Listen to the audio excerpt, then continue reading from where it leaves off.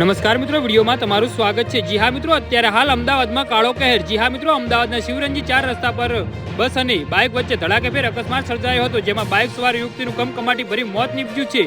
કાળ બનીને આવેલ બસના ટાયર નીચે આવી જતા યુવતીને કાળ આંબી ગયો હતો। જી હા મિત્રો, અત્યારે હાલ મોટા અને દુઃખદ સમાચાર સામે આવી રહ્યા છે। તો મિત્રો, સમાચારમાં વધુ વિગતવાર વાત કરીએ તો જ્યારે બાઇક ચાલક યુવાનને ગંભીર ઇજા પહોંચી હતી। આ કરુણ ઘટના સીસીટીવી પણ સામે આવ્યા છે। વધુમાં આ ઘટનાની કરુણતા એ છે કે મૃતક યુવતી અને યુવકના લગ્ન થવાના હતા। જી હા મિત્રો, અત્યારે હાલ દુઃખદ સમાચાર સામે આવી રહ્યા છે।